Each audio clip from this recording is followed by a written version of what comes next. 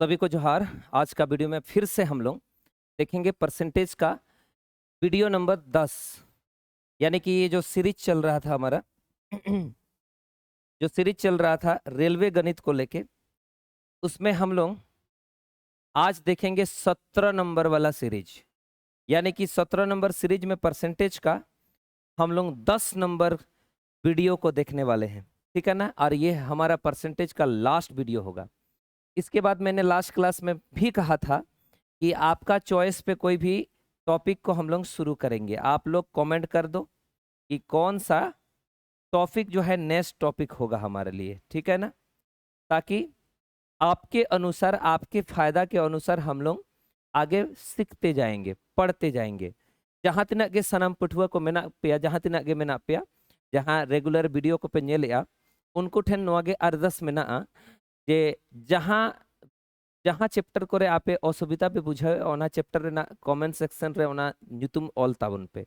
इनाखान इनिन ठिकाया J maximum students को problem दो ओना चैप्टर रे मेना।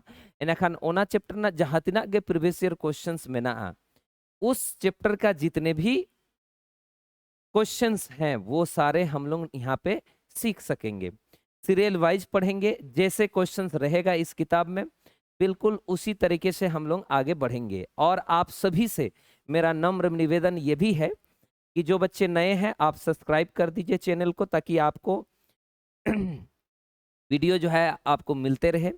और वीडियो अगर पसंद आता है तो लाइक भी कर दिया कीजिए, कमेंट भी कर दिया कीजिए, ताकि हमें भी आपके बारे में जानकारी होगी, ताकि हम भी समझ सकेंगे कि आप हमारे जो वीडियोस है समझाने का जो तरीका हो सकता है, या फिर हमें बनाने का जो सॉल्यूशन बनाने का जो तरीका होगा वो आपको पसंद आ रहा है कि नहीं, वो एक बार जरूर दे दीजिएगा, कमेंट कर दीजिएगा, ताकि हमें भी अच्छा लगेगा। जो भी फीडबैक होगा, चाहे वो नेगेटिव हो या पॉजिटिव हो, उससे हमें कोई मतलब नहीं, कोई दिक्कत नहीं। बस अगर कोई त्रुटि होगी तो हम सुधारने की कोशिश करेंगे, ठीक है।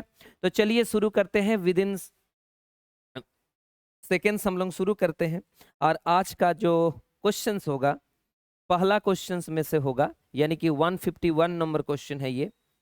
और ये 151 नंबर क्वेश्चन में किस तरह से बोला है एक बार देख लीजिए। क्योंकि लास्ट टाइप के क्वेश्चंस है, लास्ट लास्ट वाले क्वेश्चन है, तो जाहिर सी बात है थोड़ा सा भाषाओं में आपको दिक्कत हो सकती है। भाषा में दिक्कत हो सकती है, जैसे यहाँ पे लिखा है कि मॉरिस ने अपनी आय का 25% भोजन पर खर्च किया, उन्हें 1,000 रुपया की वृद्धि मिली, लेकिन उन्होंने खाद्य सामग्री पर अपना खर्च नहीं बढ़ाया। अतः उसका भोजन का जो खर्च है वो 20% कम हो गया।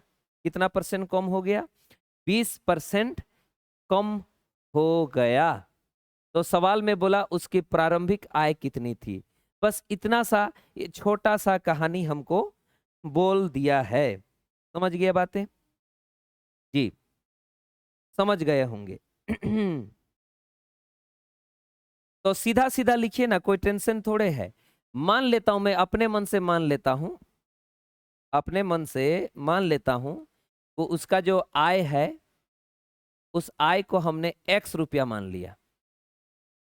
अगर आय को x रुपया मानेंगे तो उसने भोजन पर कितना खर्च किया?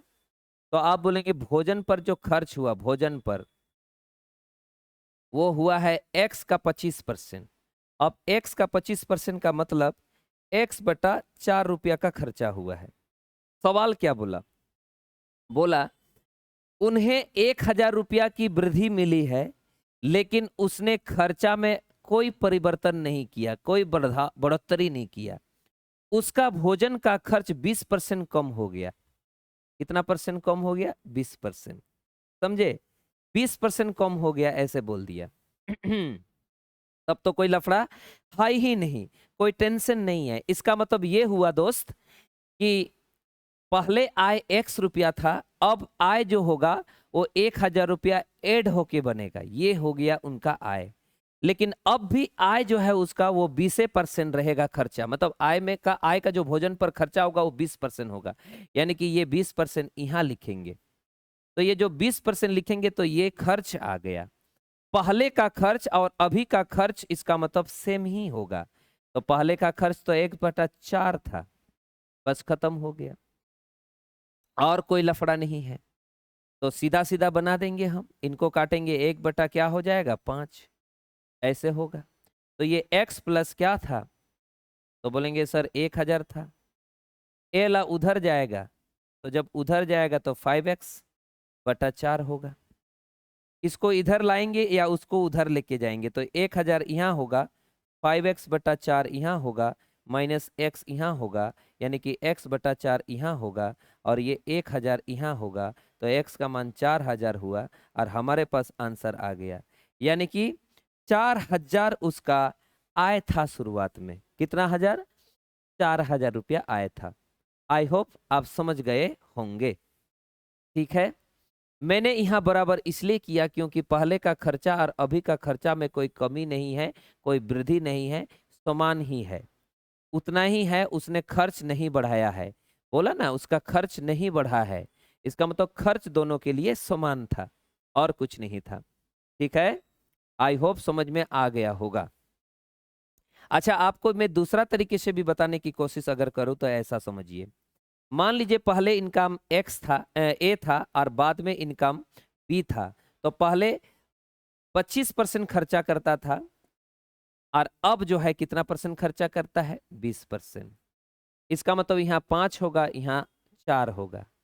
देखो शॉर्ट में बनाने की कोशिश मैं कर रहा हूँ, ऐसा है। यानी कि ए बटा बी का जो वैल्यू होगा वो 4/5 होगा। दोनों में अंतर क्या होगा? 1। दोनों में अंतर 1 है, तो 1 का मान 1000 है। और हमें बोला शुरुआत में जो उनका क्या था, इनकम, वो क्या था? तो शुरुआत में तो 4 हिस्सा था, तो 4 बराबर ठप्पा लगाएंगे जो कि 4000 आएगा। जबरदस्त तरीका है ये, जबरदस्त तरीका है, जबरदस्त तरीका है, गजब तरीका है। ऐसे करके हम अपना टाइम वेस्ट नहीं करेंगे। मैंने शुरुआत वाला इनकम को ए माना, बाद वाला इनकम को बी माना, क्योंकि बाद वाला इनकम 1000 बढ़ेगा, इसीलिए ऐसा किया। उम्मीद करता हूं आप समझ गए पहला क्वेश्चन।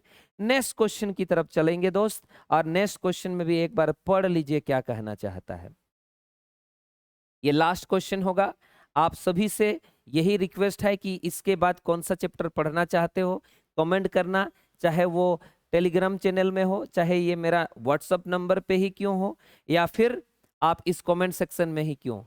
आप इन तीनों जगह में से किसी भी जगह पे कमेंट करके आप अपना क्या कीजिएगा, सहमति दर्ज कर दीजिएगा, ताकि उसमें से हम देखेंगे कितने लोगों का कमेंट कौन सा टॉपिक पे फेवरेबल है ना।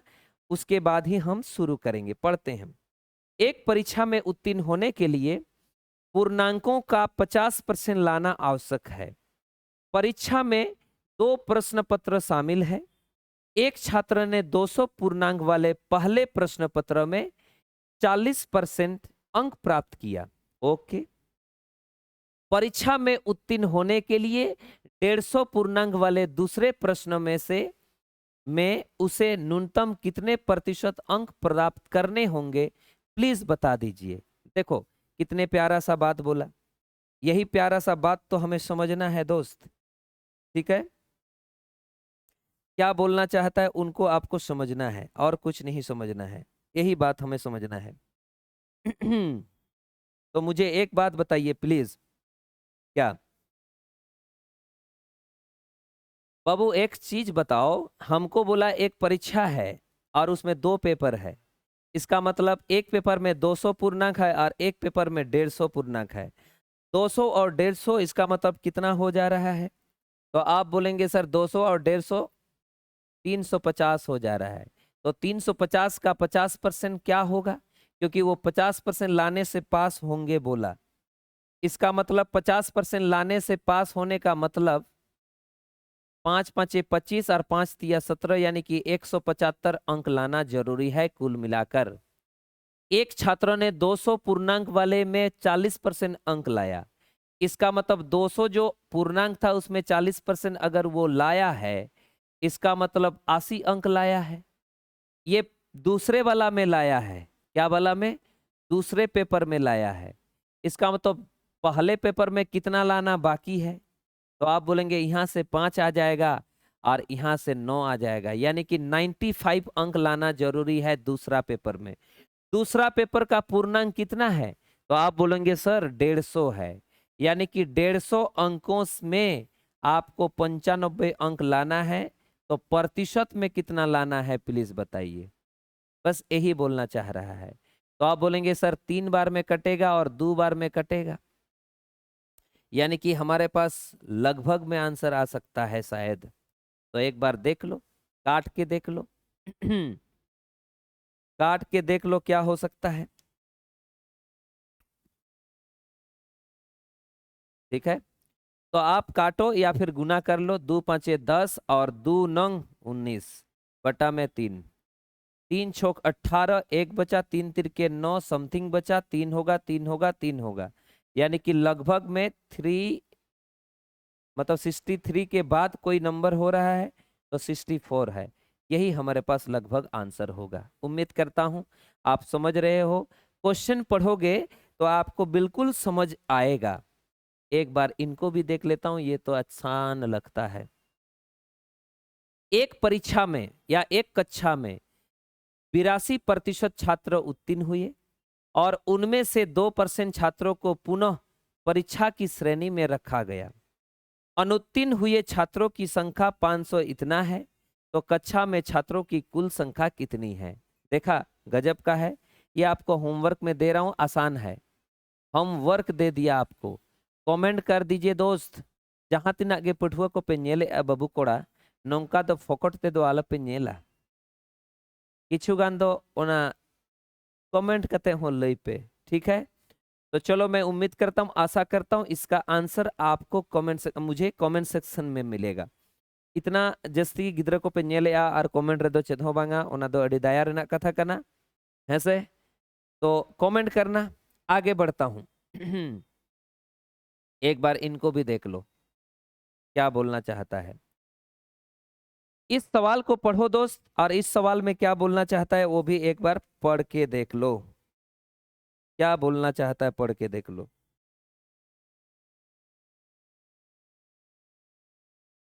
पढ़ लिया? गजब, गजब कहानी है। एक छात्रों को संभवतः अधिकतम अंकों में से कुछ अंक मिले थे। Very good. यदि सॉरी ये अंक प्रतिशत के रूप में 75% थे। ओके। यदि परीक्षा में एक अंक का एक प्रश्न और जोड़ दिया जाए, एक अंक का एक प्रश्न जोड़ दिया जाए, अच्छा अच्छा अच्छा, इसका मतलब पहले जितना भी पूर्णांक था उसमें एक्स्ट्रा एक पूर्णांक बढ़ जाएगा, एक अंक बढ़ जाएगा पूर्णांक में, तो उसका प्राप्त अंक प्रतिशत इतना हो जाएगा। तो परीक्षा के प्रारंभिक अधिकतम अंक कितना था? गजब सवाल। शॉर्ट में बता रहा हूं, किताब में ऐसा मिलेगा नहीं। मान लीजिए पहले पूर्णांक था x और बाद में पूर्णांक था y। बाद में पूर्णांक था क्या? y। ठीक है जी बॉस। तो सुनो, कोई भी लफड़ा मत लेना। पहले x था, बाद में, अच्छा मैं पहले बेसिक से ही बता देता हूं। मान लीजिए शुरुआत में पूर्णांक x था। क्या था? x था। तो x था पूर्णांक, इसका मतलब उस समय कितना अंक लाया था? x का 75/100%, मतलब इतना अंक लाया था शुरुआत में। अभी कितना लाया? तो आप बोले सर अभी तो पूर्णांक में एक बढ़ जाएगा, और अभी जो है 76 बटा कितना हो जाएगा? x। ये हो गया अभी का अंक। पहले इतना अंक लाया था, अब इतना अंक लाया। पहले और अभी का जो डिफरेंस है वो यहाँ पे लिखा हुआ है। बोला कि यदि परीक्षा में एक अंक का एक प्रश्न पत्र और जोड़ दिया जाए, है ना? हाँ, तो इतना हो जाएगा। तो एक अंक का जोड़ दिया जाए, अंक एक जोड़ दिया जाए, ऐसा बोला था। तो बस खत्म हो गया। इसका मतलब इन दोनों का डिफरेंस है, ये अधिक है, यानी कि x+1 का 76/100 माइनस करोगे x का 75 और बटा में 100 और बराबर में 1 लिखेंगे। इसी को सॉल्व करोगे तो ये 76 होगा x के साथ और प्लस 76 होगा, और माइनस ये तो बटा में 100 होगा और 100 इधर आ जाएगा। और यहाँ क्या होएगा? तो बोलेंगे से इसको कुछ नहीं करना, 75x लिखना। इसका मतलब ए वाला घटेगा तो x होगा, और ये वाला उधर जाएगा और हमारे पास आएगा। तो जो आएगा वो इसी तरह से आएगा। यानी कि शुरुआत में अधिकतम अंक कितना था? 24। कितना था शुरुआत में? 24 था, 24। और यही हमारे पास क्या है? आंसर है। अगर मैं इस चीज को थोड़ा सा कहानी के रूप में बना दूं, देखो कैसे बनाता हूं। 1 मिनट। हाँ, तो क्या पता बन जाए इससे भी आसान तरीके से। मान लीजिए पहले पूर्णांक इतना था, लेकिन बनेगा कैसे? बराबर कैसे मान सकते हैं हम? क्योंकि यहाँ पे तो अलग अलग पूर्णांक है, सेम थोड़े है। यही अच्छा लग रहा है मुझे, रहने दो। यही आंसर है हमारा, आगे बढ़ा जाए। मुझे लगा कुछ बन सकता है। एक बार इनको भी देख लीजिए। पढ़िए, क्या कहना चाहता है, एक बार पढ़िए।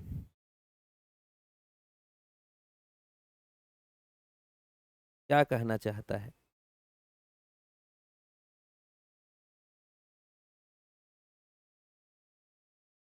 सवाल में बोला, ऐसे सवाल में हमको बोला, एक परीक्षण में चंद्रन ने 45 में से 16 अंक प्राप्त किया है। ओके, 16 लाया है। उसे पास होने के लिए एक और परीक्षा देनी होगी और 48% अंक प्राप्त करने होंगे। यदि दूसरी परीक्षा के कुल अंक 80 थे तो, हाँ, और यदि वह केवल उत्तीर्ण होने में सफल रहा तो उसने कितना अंक प्राप्त किया? सुनो सुनो, इसका मतलब दो परीक्षा है। एक परीक्षा में 45 था पूर्णांक और एक परीक्षा में 80 था पूर्णांक। इसका मतलब इनको जोड़ेंगे तो क्या हो जाएगा? 125। यानी कि 125 अंक का पूर्णांक है। 125 अंक वाला पूर्णांक है। पहले से उसने प्राप्त किया है, कितना प्राप्त किया है? 16 अंक। अभी और उसको प्राप्त करना है कितना परसेंट? 48%। यानी कि अभी जो उसको प्राप्त होगी वो 150 नहीं, 125 का 48% प्राप्त होनी चाहिए। तो ये होगा 5 बार, ये होगा 4 बार, ये होगा 12 बार। तो 12 पाँचे 60, यानी कि 60 अंक प्राप्त करने होंगे। पहले कितने प्राप्त हुआ था? तो बोलेंगे सर 16 अंक। पहले 16 अंक प्राप्त हुआ, अब 60 अंक प्राप्त करना होगा।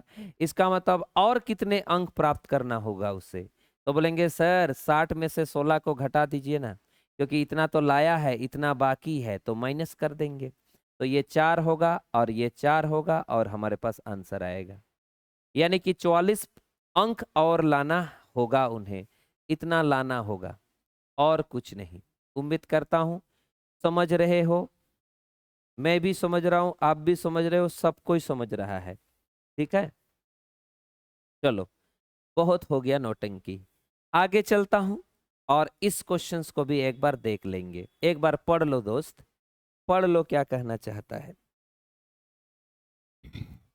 बोलता है 135 छात्रों की एक परीक्षा में लड़कों की संख्या लड़कियों की संख्या की 2 गुनी है। ओके, समझ गए। वार्षिक परीक्षा में 1/6 लड़के और 1/3 लड़कियां अनुत्तीर्ण हो गए, फेल हो गए। तो उन छात्रों का प्रतिशत ज्ञात कीजिए जो परीक्षा में उत्तीर्ण हुए हैं। इसका मतलब इस प्रकार के सवाल में ये जो डाटा आपको दिया है उससे कोई वास्ता हमारे नहीं है, कोई मतलब नहीं है। इतना मतलब है कि यहाँ 2 गुना बोल दिया है, यहाँ 1/6 बोला है, यहाँ 1/3 बोला है। तो ये जो बटा में 6 और 3 है ना, उसको गुना कर देंगे और वो जो 2 गुना है उसको भी गुना कर देंगे। तो 6 तिया 18 और वो दो दो दिया है, तो आप चाहे तो 36 ले लो। मान लिया टोटल जो विद्यार्थी है लड़का लड़की मिला के है वो कितने ठो है? 36 ठो है। अगर 36 ठो है तो ये लोग आधा डबल होंगे। आधा डबल का मतलब ये जो 36 है वो 2:1 में बटेंगे, मतलब 3 का मान 36 मान लिया। अगर 3 का मान 36 है तो 2 का मान क्या होएगा? 3 12 24। यानी कि लड़के अगर 24 होंगे तो लड़कियां कितने होगी? 12। बस खत्म हो गया। ये लड़के हैं, ये लड़कियां हैं। ये जो वार्षिक परीक्षा है उसमें लड़के जो है वो 106 लड़के हैं जो क्या हुए हैं? फेल हुए हैं। लेकिन हमें तो पास वाले की चाहिए, तो पास वाले ढूंढो ना। तो बोलेंगे सर 24 लड़के हैं, उसमें 1/6 फेल हुआ है, तो 5/6 पास होगा। तो 6 चारे 20, यानी कि 20 लड़के पास हुआ। इधर लड़कियां हैं और 1/3 लड़की फेल हुई, तो 2/3 लड़की पास हो गई। 3 चौके 8, यानी कि कुल मिलाकर 20 और 8 28 गो टोटल विद्यार्थी पास हुए हैं। तो बताइए टोटल तो 36 थे, और 36 में से 28 लोग पास हुआ, और प्रतिशत के दुनिया में लेके जाना होगा। तो ये 36 है और ये ऐसा है, तो 9 से कटेगा 4 बार में और 7 से कटेगा 4 बार में, यानी कि 700/9 आ गया। 9 साते 63। ओके, बचा कितना? तो आप बोलेंगे 7। फिर 9 साते 63, बचा कितना? तो बोले सर कुछ भी बचे उससे कोई मतलब नहीं, हमारा आंसर तो आ गया 77.78। कितना? 77.78 हमारे पास आंसर के रूप में आ गया। उम्मीद करता हूं आप समझ रहे हो। ठीक है, चलो आगे बढ़ा जाए। अब इस सवाल को भी एक बार देख लेते हैं, ये क्या कहना चाहता है। ये भी अच्छा क्वेश्चन है, उसी तरह का है। 50 लड़कियों और 70 लड़कों की एक कक्षा ने एक संगीत कार्यक्रम प्रायोजित किया। यदि 40% लड़कियां और 50% लड़कों ने कार्यक्रम में भाग लिया, तो कक्षा का लगभग कितना प्रतिशत हिस्सा उपस्थित थे? कितना प्रतिशत क्या भाग उपस्थित थी? कक्षा का कितना प्रतिशत भाग या हिस्सा कार्यक्रम में उपस्थित थे, ऐसे बोल दिया है ना। उपस्थित थे ऐसे बोल दिया। तो एक बात बताएं दोस्त, लड़कियां 50 लोग थी, लड़के 70 लोग, तो इनको काट के रेशियो बना दीजिए। 5 लड़कियां 7 लड़के, कुल मिलाकर कितने लड़का लड़की? तो आप बोलेंगे सर 12 ठो है। ओके, लेकिन यदि 40% लड़कियां और 50% लड़कियां परीक्षा में भाग लिया है, तो कितने कार्यक्रम में हिस्सा है, ऐसे उपस्थित कितना रहा ऐसा बोला। उपस्थित वही रहा जो भाग लिया है, और क्या, इसमें और कुछ बातें तो नहीं किया। तो बोलेंगे सर इसका 40% हिस्सा है और इनका 50% हिस्सा है, इनका नहीं पता, वही तो चाहिए। तो मैं काट सकता हूं कितना से? 2 से। 2 6 बार में, 2 25 बार में, 2 20 बार में, यानी कि ये 100 आ गया, यहाँ 175 आ गया, यहाँ 6x आ गया। इसका मतलब 275 बटा कितना? 6 बराबर x। तो 6 चारे 24, बचा 35, 6 5 30, बचा, है ना, 6 5 30, वहां तो 35 था, 50 है, 6 8 48, ऐसे लगभग हमारे पास आने वाला है 45.8, यानी कि लगभग में आएगा 46%। यही हमारा आंसर है। सबसे सस्ता तरीका यही है, सबसे सस्ता तरीका यही है। ओके, चलो, उम्मीद करता हूं आप समझ रहे हो। नेक्स्ट क्वेश्चन की तरफ चलता हूं दोस्त। और नेक्स्ट क्वेश्चन में क्या है, बिल्कुल सेम सेम है, पढ़ लो एक बार। क्या बोला? बोला एक स्कूल में लड़कों और लड़कियों की संख्या का अनुपात 5:6 है। मतलब लड़कों की संख्या 5 तो लड़कियों की संख्या 6, तो टोटल संख्या 11। सवाल में बोला 20% लड़के और 25% लड़कियां को छात्रवृत्ति मिलता है, तो कितने को नहीं मिलेगा? 20% लड़के को मिलेगा तो कितने को नहीं मिलेगा? 80%। अच्छा, 25% लड़कियों को मिलेगा तो कितने को नहीं मिलेगा? 75%। तो कुल मिलाकर कितने को नहीं मिलेगा? बस खत्म, एक लाइन का कहानी है। आप काट सकते हो? नहीं। 5 अट्टे 400, और ये 6 5 30, और 6 7 45 बराबर 11x। तो x का मान सम्मान चाहिए 850 बट्टा में 11। पहाड़ा बोलेंगे कितना बार में? 11 सत्ते, छोड़िए ना, उसको तो बोलने ही नहीं बोला है। इसका मतलब हमारा आंसर कौन सा है? 850/11। देखा, आसान है, कोई लफड़ा नहीं है, सिंपल कहानी है। आगे बढ़ा जाए। और ये भी बहुत अच्छा क्वेश्चन है, इसमें लोग फंसते हैं और आंसर हंसते हैं। देख लो, एक कस्बे की जनसंख्या 9,000 है, उसमें से 5/9 पुरुष और शेष महिला है। 40% पुरुष विवाहित हैं, इसलिए विवाहित महिलाओं का प्रतिशत बताइए। बाप रे बाप, क्या बोलना चाहता है एक बार समझ लो। बोला एक कस्बे की जनसंख्या 9,000 है, ओके, और उसमें से 5/9 हिस्सा पुरुष है और शेष महिला। 9,000 है टोटल, उसमें से जो पुरुष है, पुरुष मेल है, वो 5/9 हिस्सा, मतलब 9 एके 9 तो 5,000 है इसका मतलब। और शेष बचेंगे 4/9, इसका मतलब 4,000 होंगे, और ये फीमेल होंगे। सवाल में बोला कि 40% पुरुष विवाहित है। बाबू 40% पुरुष क्या है? विवाहित है। तो सवाल में बोला इसीलिए विवाहित महिलाओं की प्रतिशत बता दीजिए। इसका मतलब 5,000 का 40% पुरुष विवाहित है, मतलब इसका मतलब हो गया 2020 काट देंगे तो 5×4=20 और 20, यानी कि 2,000 विवाहित है पुरुष। ए बाबू, अगर पुरुष 2,000 विवाहित है और कस्बे है, इसका मतलब महिला भी 2,000 विवाहित होगी, क्योंकि उन्हीं से तो शादी किया होगा। तो इसका मतलब महिला भी विवाहित वाले वही होंगे, कितने? 2,000 ही होंगे। तो अगर 2,000 होंगे तो प्रतिशत में कितने होंगे विवाहित वाला? 2,000 आउट ऑफ 4,000, और प्रतिशत के दुनिया, इसका मतलब 50%। यही हमारा आंसर है। ओके, उम्मीद करता हूं आप समझ रहे हो। आगे बढ़ा जाए, नेक्स्ट क्वेश्चन की तरफ चला जाए, और यहां भी उसी प्रकार से बातें करके रखा है। एक गांव की जनसंख्या है 55,400, उसमें से 5/9 भाग पुरुष है और शेष जनसंख्या महिला है।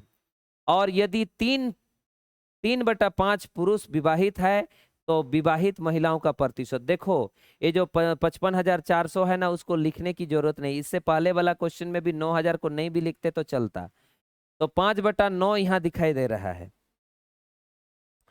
और यहाँ 3/5 दिखाई दे रहा है। तो नीचे में 9 और 5 45 होगा गुना करने से। यानी कि मैंने मान लिया कि टोटल जो जनसंख्या है वो 45 है। ओके, तो 45 का 5/9 हिस्सा पुरुष है। क्या है? मेल है, मेल। इसका मतलब मेल होंगे 9×5=25, तो शेष 4/9 होंगे, 9×5=20, यानी कि फीमेल 20 लोग होंगे। सवाल में बोला यदि 3/5 पुरुष विवाहित है, 3/5 पुरुष विवाहित है, इसका मतलब 5×5=15, 15 पुरुष अगर विवाहित है तो महिला भी तब 15 विवाहित होगी, 15 विवाहित होगी महिला भी। तो प्रतिशत में बताइए ना कितना विवाहित हुआ है। तो 20 में से 15 विभाजित हुआ है, और प्रतिशत में चाहिए, तो आ जाएगा कितना? 5×20=75, यानी कि 75% हमारे पास आंसर होगा। जबरदस्त कहानी है, कुछ भी टेंशन नहीं है। बोलो, किसी को कोई दुख है? किसी भी प्रकार का दुख है तो बताओ। हाँ जी, किसी भी प्रकार का दुख है तो बताओ। नहीं है ना? बिल्कुल नहीं है। आगे चलता हूं तब आगे। जैसे ये वाला सवाल में क्या आपको दिखाई दे रहा है? एक बार देख लो, देख लो एक बार, पढ़ लो एक बार, क्या बोलना चाहता है एक बार देख लो। जनसंख्या से रिलेटेड ही बातें बोल के रखा है। यदि किसी गांव की जनसंख्या 5 वर्ष में इतना से बढ़कर इतना होगा, तो जनसंख्या की प्रतिवर्ष होने वाली औसत वृद्धि क्या है? बाबू, पहले इतना था और हो जाता है इतना, तो 2020 काट के छोटा कर लीजिए ना, अनुपात बना दीजिए ना, अच्छा लगेगा। अच्छा, और भी काट दीजिए, 5 से काटते हैं हम, अच्छा लगेगा। 5×3=15, 2 बचा, 5×5=25, और एक जीरो। यहाँ पे भी 5 से काट देते हैं। 5 5 25, 5 दुगने और 5 5 और भी काट देंगे। 5 7 और 5 1 और 5 0 5 5 और भी काटना चाहते हो काट लो, इसको भी काटेंगे। तो 5 14 70 और 5 21 ये 2 होएगा और ये 3 होएगा। इसका मतलब 2 से 3 हो गया 5 साल में। कितने साल में? तो 5 साल में कितना बढ़ा? 1। कहाँ से बढ़ा? 2 से। क्या में बढ़ा? प्रतिशत में बढ़ा। कितना बढ़ा? 50%। 5 साल में 50, तो एक एक साल में क्या होगा? 10। यानी कि 10% हर साल वृद्धि हुआ है। कितना परसेंट? 10% हर साल वृद्धि हुआ है। कोई लफड़ाबाजी नहीं है। 5 से भाग करना पड़ेगा क्योंकि प्रति वर्ष मांगा है। आगे चलो, इसको भी देख लो। ऐसे क्या है इसमें, एक बार पढ़ लो। पढ़ोगे तो कहानी बनेगी। फटाक से पढ़ो, फटाक से पढ़ो।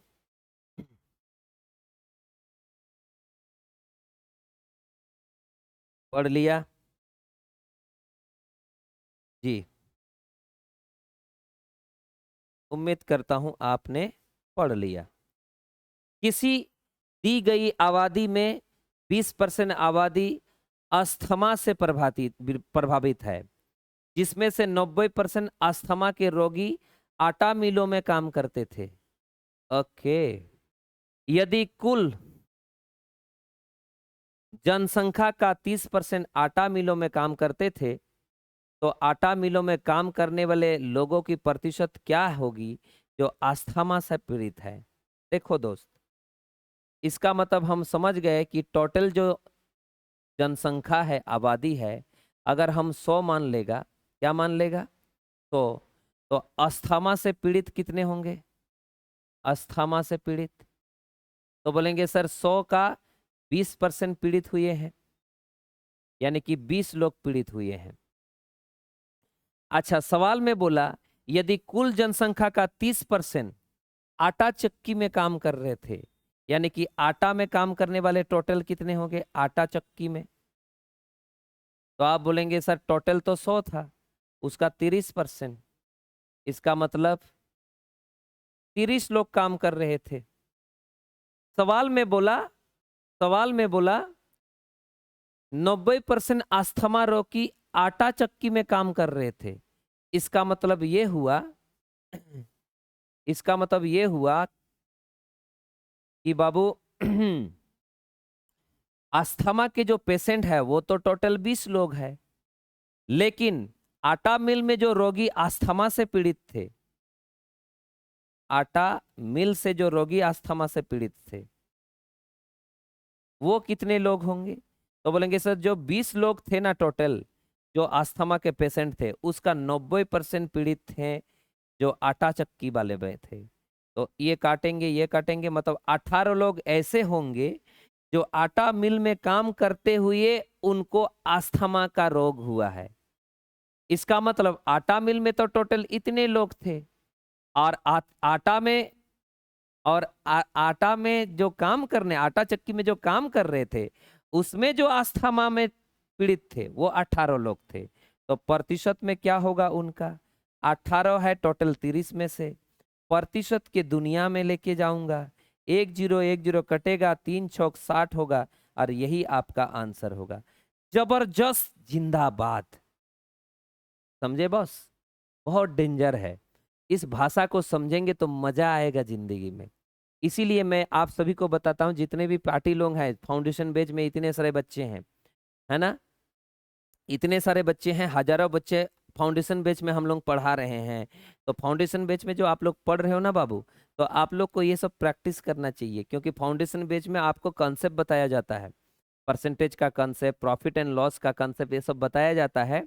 और उसके साथ साथ कुछ प्रीवियस ईयर क्वेश्चंस भी साथ में शामिल रहता है, लगभग 40-50 टाइप के सवाल होते हैं। अब यहाँ पे भी वही चीज होगा दोस्त, कि यहाँ पे हमारा क्या होगा कि आपको प्रैक्टिस होने में फायदा होगा, क्योंकि वो आप बेसिक टेक्निक सीख चुके रहोगे, और इसको अगर प्रैक्टिस करोगे तो मजा आ जाएगा। समझे बातें? जी, समझ गए होंगे। तो आगे चलता हूं, और इस बात को भी हम देखते हैं क्या बोला है, एक बार पढ़ लीजिए इनके बारे में भी। बोला बिक्की ने परीक्षा में 80% प्रश्न सही सही बनाए हैं। अगर बिक्की द्वारा बनाए गए 41 प्रश्नों में से 37 प्रश्न सही है और बचे हुए प्रत्येक 8 प्रश्न में से 5 सही है, तो कुल प्रश्नों की संख्या कितनी रही होगी, ये हमको बोला गया है ना। कितना सुंदर है। एक बार देख लो, एक बार ट्राई कर लो, एक बार समझ लो क्या बोलना चाहता है, समझ लो क्या बोलना चाहता है, पहले समझ लो। समझ गए कि नहीं समझे? समझ गए तो मजा आ जाएगा जिंदगी में। तो सुनो कहना क्या चाहता है सुनो। मान लीजिए टोटल जो प्रश्न पत्र थे, मतलब प्रश्न जो संख्या थी, तो वो था टोटल, मान लेता हूं x, 100 नहीं मानूंगा क्योंकि यहाँ वृद्धि वृद्धि हो रहा है। तो अगर x मान लिया टोटल, उसका कितना परसेंट सही सही बनाया है वो, तो जो सही सही बनाया है सही, वो 80% बनाया है। इसका मतलब उसका 80% है ये, यानी कि 4x/5 हुआ। अगले बार कितना बचेगा तब? तो सवाल में कुछ बोलना चाह रहा है। बोला 41 प्रश्न में से 37 प्रश्न सही है। अच्छा, सही सही प्रश्न बनाए हैं, बोला सही सही प्रश्न, सही सही प्रश्न ऐसे बोल दिया। तो एक बात बताएं, क्या बचे हुए प्रश्न कितने होंगे? उसने तो सही प्रश्न x ठो बनाया है, तो बचेंगे 41 में से x घटने पर, क्योंकि टोटल तो 41 प्रश्न है। बोला सवाल में द्वारा बनाया गया 41 प्रश्न में से 37 सही है, ऐसा बोला। यानी कि इसमें से जो बचेगा उनको कैसे बनाए हैं, और बचे हुए जो प्रत्येक बचे हुए जो है 41 में से 37 प्रश्न सही है, उसको कैसे बनाए हैं? बोला प्रत्येक 8 प्रश्न में से 5 प्रश्न सही बनाए हैं। कितने सही बनाया है? प्रत्येक 8 प्रश्न में से कितना? तो बोलेंगे सर आपने गलती किया। कैसे? अच्छा ये बोला ऐसा नहीं होना चाहिए ना बाबू, ऐसे होना चाहिए। देखो दोस्त, ये x है, x इधर आ गया, तो जो बचा कुछ है इसको टोटल मान सकते हो। आप चाहो तो टोटल मान लो, टोटल ऐसे मान लिया तो हमारे पास यहाँ होगा टोटल में से बचेगा 41। 41 माइनस करेंगे तो जो बचेगा उसका जो सही सही बनाया है, अभी जो सही सही बनाया है वो कितना? तो बोलेंगे सर प्रत्येक 8 में से 5 बनाया है, मतलब 8 में से 5, मतलब 8 में से 5 ठो बनाया है सही सही। यानी कि ये भी सही है, ये भी सही है, लेकिन बोला सवाल में कि 41 प्रश्न में से 37 प्रश्न सही है। इसका मतलब ये कहना चाहता है वो कहना ये चाहता है कि ये जो शेष बचा हुआ है ना दोस्त, शेष, ये शेष बचा है उसी को जोड़ने से होगा। मतलब ऐसा होगा कि ये जो 4x बटा क्या है 5, उनके बराबर होगा जब हम 37 जोड़ देंगे, और ये हो जाएगा x माइनस इतना गुना 5/8, ये होगा इसका मतलब। अच्छा यहाँ बोले हैं सवाल में, है ना, कि कुल प्रश्नों की संख्या बताइए। कुल प्रश्न की संख्या यही माना गया था, कुल प्रश्न की संख्या उतना था। उसमें से 41 प्रश्न में से 37 प्रश्न सही बनाया है, तो मैं उनको भी जोड़ा, और बाकी सब भी सही बनाया है, ये भी है, मतलब ये भी है सही, 37 प्रश्न भी सही है, ये भी सही है, और ये टोटल में से सही है। तो इनके बराबर इन दोनों को जोड़ने से होना चाहिए। क्यों? क्योंकि ये भी सही है और ये दोनों मिला के भी सही होगा। 37 तो बनाया और बाकी जो बचा है वो ये लोग है बस। तो इनको सॉल्व करेंगे, तो सॉल्व करेंगे तो इसको इधर बुलाना पड़ेगा, 4x बटा में क्या 5। अच्छा सवाल है ये, बहुत कंफ्यूज करा देता है बच्चों को। इधर माइनस करेंगे दोस्त तो इधर माइनस करेंगे तो 5x होगा एक ठो, और 5 और 20, और बटा में 8 होगा, और बराबर में क्या होएगा 37। इनको सॉल्व करेंगे तो 40 होगा, 5 से भाग करेंगे तो 8 होगा, 8 4 32 होगा, और ये आ जाएगा same to same 5x, same to same plus में 20 और 5। बराबर में 37 होगा, बराबर में 37 होगा। अब आगे बढ़े तो इनको इनको माइनस करोगे तो आपके पास आ जाएगा कितना, 27x, और यहाँ पे वो उधर गुना हो जाएगा, 4 सत्ते 28 और 4 तिया 14, और ये 205 यहाँ से घटेगा, यानी कि 27x बराबर में हो जाएगा 3, ये 4, और हैं कहाँ गलती कर दिया, क्या मैं गलती कर दिया, 4 तिया 12, कुछ ना कुछ तो गलती हुआ, ओहो गलती कर दिया मैं इस जगह पे। एलसीएम हमने सही लिया 40, इनसे भाग किया 8 आया, 8 पाँचे 40 हुआ, 8 पाँचे 8 चारे 32 हो गया। अच्छा इसको क्या करोगे तो बोले सर इससे भाग करेंगे तो 5 होगा, तो 5 पाँचे 25x होगा, और एल इधर आएगा लेकिन प्लस में आएगा, प्लस में आएगा, 5 पाँचे 25 और 5 दुगने 10 हो गया, 5 दुगने 10, 5 पाँचे 25 में 5 हासिल रहा 2, 5 0 0 में 2, और 5 दुगने 10, यहाँ आ जाएगा 37। अच्छा इससे इसको माइनस करोगे तो 7x आ जाएगा, ये उधर गुना होगा तो 100, फिर भी तो मैंने गलती किया, कहीं तो मैंने गलती किया, एक बार देख लो जरा कहाँ गलती हुआ, एक बार देख लो भाई किस जगह पे हमने गलती किया है। कोई दिक्कत तो मुझे नहीं लग रहा है गलती, हाँ चलो इसको थोड़ा सा बनाने की कोशिश करता हूँ, गलती तो नहीं किया हूँ मुझे जहां तक लग रहा है। एक काम करो, इसको इधर बुला लेते हैं, इधर बुला लेंगे तो हो जाएगा कितना, 5 और 5, 5 तो ठीक है 8 हो गया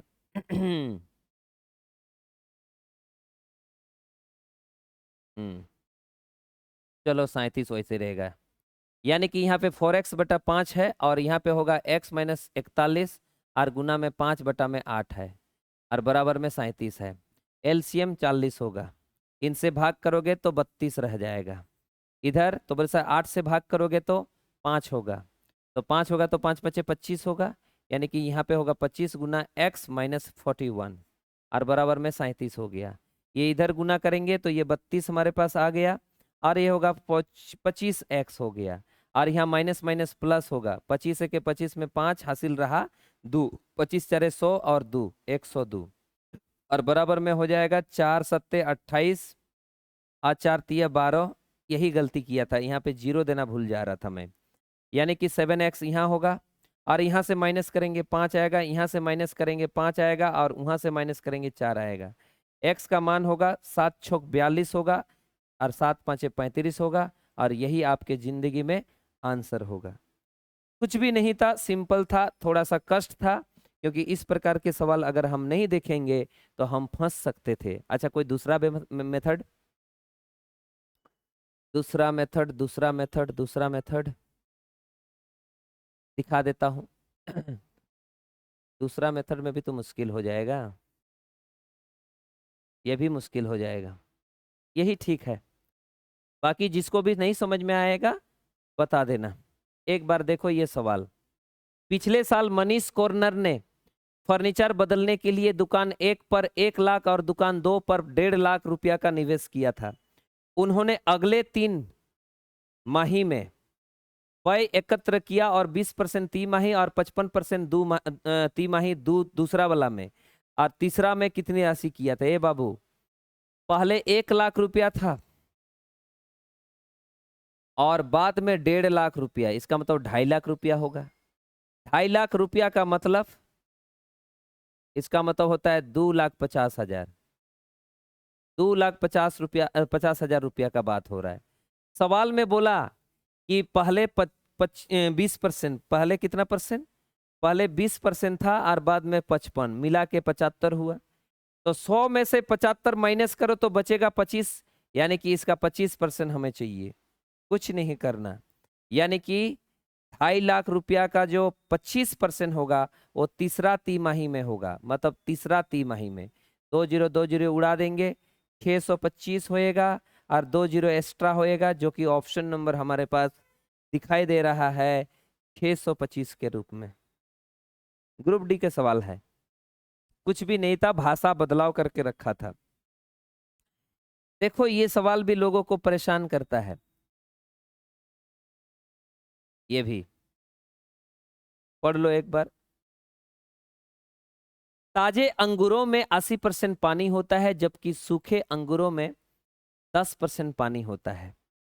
सवाल में बोला यदि सूखे अंगूर का भार 250 ग्राम है तो ताजे होने पर कुल भार कितना होगा। एक बात बताएं, आपने अंगूर देखा है? अंगूर, एक अंगूर सूखा वाला लेके आइए, किशमिश जिसको हम बोल रहे हैं, और एक अंगूर आप लेके आ जाओ, वही वही उसी टाइप का अंगूर है ना, एक अंगूर एकदम कच्चा वाला लेके आओ, कच्चा वाला लेके आइए, और कच्चा वाला लेने के बाद उस कच्चा वाला अंगूर में जो पानी है उसको निकाल दीजिए, तो जो बचेगा है ना, उनका जो गुदा बचेगा, उनका जो खाने वाला जो मात्रा ठो बचेगा है ना, तो ये जो मात्रा ठो बचेगा वो वाला को वजन कीजिए और सुखा लीजिए पहले, और सुखाने के बाद फिर उसको तोलिए, वो दोनों सेम ही रहता है। बस पानी ही है जो कम बेसी कराता है, पानी ही है जो कम बेसी कराता है, मात्रा उस खाने का जो मात्रा ठो है ना, पानी को छोड़ के वो सेम रहता है। तो जब सेम रहता है तो डायरेक्ट लिखिए ना, समान रहता है तो डायरेक्ट लिखिए। मान लीजिए यहाँ पे सूखे अंगूर है, तो सूखे अंगूर है तो उसका जो 25% पानी होता है, तो जो 25 बोल रहा हूँ, 80% पानी होता है, तो बचेगा कितना? 20%। ये जो 20% है वो मात्राठो होगा, खाने योग्य मात्राठो। और ताजा वाला जो है ना, ताजा ताजा वाला जो अंगूर है उसमें, ताजे अंगूर था ना ये, तो यहाँ तो ताजा था ना यार, यहाँ ताजा था। ताजे अंगूर में 80% पानी, जबकि सूखे अंगूर में 10% पानी। इसका मतलब 10% यहाँ पानी था, तो बचेगा कितना? 90। तो यहाँ ताजा है और यहाँ दू आ जाएगा, और ताजा बोल, दोनों जगह ताजा कह लिख रहा हूँ, सूखा लिखना पड़ेगा ना एक जगह पे, इसमें सूखा लिखा, सूखा। देखो इसका मात्रा सेम होगा, क्योंकि मैंने पानी को हटाया, 20% पानी, 80% पानी को हटाया, तो 20% मात्रा तो रहेगा खाने योग्य है ना। और सूखा वाला में भी 10% पानी था, उसको भी हटाया, तो ये दोनों आपस में बराबर होगा। तो ये जो सूखा होगा उसका 9 हो जाएगा गुना में। लेकिन आपको कुछ दिया होगा, बोला सूखे अंगूर का भार 250 है, तो इसका मान दिया है 250, बस ताजा वाला गायब है। तो बोलेंगे सर इससे इसको काट डालूंगा तो ताजा वाला आ जाएगा, तो ये होगा 1, ये होगा 25, यानी कि गुना में 9। तो 900 और 250 मतलब 1125 है ना। 900 और ये 225, 10, 11 और 25, यही आपका आंसर है। इतना ग्राम हमारे पास आंसर है, क्योंकि सुख है ना, क्योंकि ताजा वाला जो फल होगा उसमें जो खाने योग्य जो भार होगा, वजन होगा उनका 11-25 ग्राम होगा। बस खत्म। आगे बढ़ता हूं और इस बात को भी देखता हूं क्या बोला है सवाल में। बोला 520 ग्राम पानी और 45 ग्राम नमक का एक घोल तैयार किया जा रहा है, तो घोल के द्रव्यमान प्रतिशत के आधार पर सांद्रता का प्रतिशत बताइए। क्या था का? सांद्रता का प्रतिशत बताइए। कितना सुंदर है, कितना आसान है, कोई लफड़ा नहीं है ना, कोई लफड़ा नहीं है। अच्छा, किसका सांद्रता चाहिए? तो बोलेंगे सर घोल के द्रव्यमान प्रतिशत के आधार पर सांद्रता की गणना कीजिए। मतलब सांद्रता का मतलब नमक का बात हो रहा है यहाँ पे। तो बाबू टोटल देखो ना, 520 और प्लस 45, इसका मतलब आ जाएगा कितना? 565। तो ये जो 565 है उसमें जो नमक था वो 45 था, तो प्रतिशत में चाहिए। निकाल लो, जो निकाल सकता है निकाल लो, यही हमारे पास आंसर होगा। उम्मीद करता हूं आप समझ रहे हो। और ये हमारे पास लास्ट क्वेश्चन है, और इस लास्ट क्वेश्चन को भी एक बार देख लो। बोला 20 लीटर के मिश्रण में 20% एल्कोहल और बाकी पानी है। यदि 5 लीटर पानी और मिलाएंगे तो नए मिश्रण में एल्कोहल का प्रतिशत क्या होगा। देखो दोस्त, इसका मतलब पानी मिलाने का बाद बोल रहा है तो एल्कोहल की मात्रा तो समान होगी, एल्कोहल के बराबर एल्कोहल ही रहेगा, क्योंकि एल्कोहल ना तो मिलाया जा रहा है ना तो घटाया जा रहा है। इसका मतलब पहले 20 लीटर था, उसमें एल्कोहल कितना होगा, 20%। क्या होगा, 20%। तो बाद में 5 लीटर पानी मिला रहा है तो जो टोटल जो मिश्रण होगा वो 20 से 25 होगा, और अब कितना प्रतिशत होगा यही पूछ रहा है, बस खत्म। तो बोलेंगे सर 5 चारे 5 चारे कट गया, तो x का मान क्या होगा, 16%, और यही आपके पास आंसर होगा। ठीक है, यानी कि ऑप्शन नंबर ए हो जाएगा आंसर। तो उम्मीद करता हूं आप समझ रहे हो, मुझे पूरा उम्मीद है कि आपको भी समझ में आ रहा होगा जैसे मुझे आ रहा है।